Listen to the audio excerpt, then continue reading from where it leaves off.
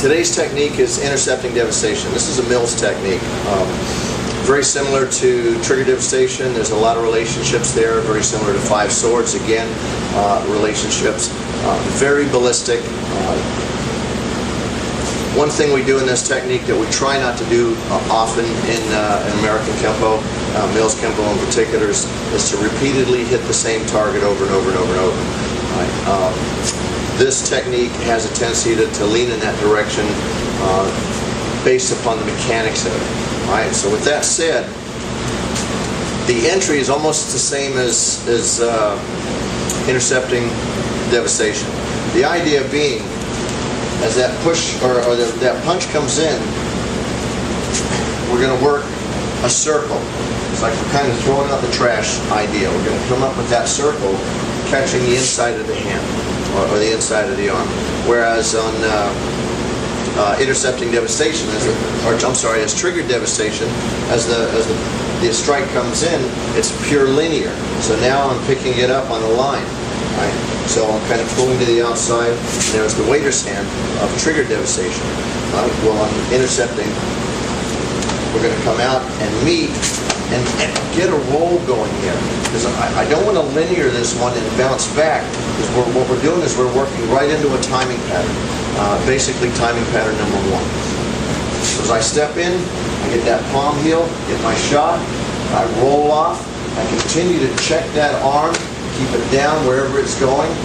If that arm were to come out, I would pick it up with this hand, and then I'd be right back into our technique again.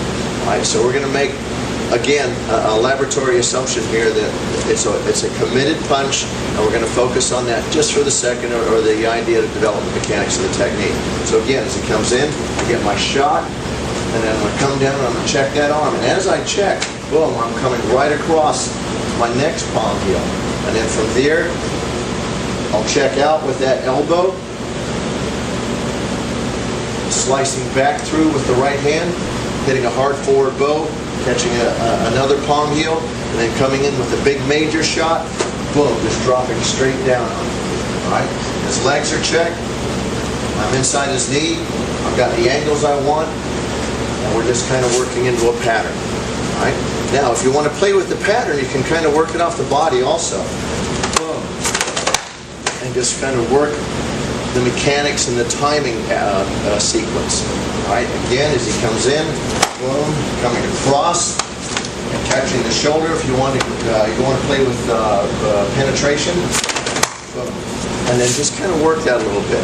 Notice the elastic recoil again. Try to let's take a look at it from a different angle. As he comes in, if I work the body, I'm coming off my own body to get that follow-up shot.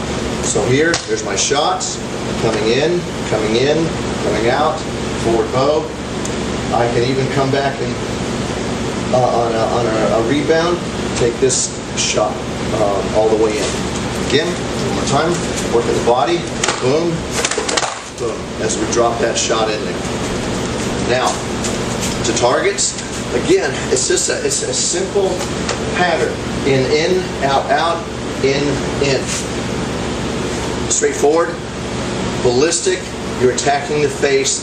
The idea on this is kind of goes back to the overwhelming firepower. You want to keep as many shots going to his face as possible, falling back to what Mr. Parker says, it hurts in so many different places, he runs out of hands to hold all the places that hurt. Again, you can stepping in, boom. We can work the technique that way, or we can work, we can kind of work the technique that way and drop it in. We want to, again, there's this major minor, and as somebody mentioned a while back, even our minor shots aren't necessarily supposed to be soft. They're supposed to hurt. You should feel a minor shot, but you're not going to emphasize it the same way you would a major shot. All right, so one more time on this side. Slow it down just a bit. He comes in, hit, hit, hit, hit, hit, or again working the body, and then dropping it in, and then you can work your way throughout. Intercepting Devastation.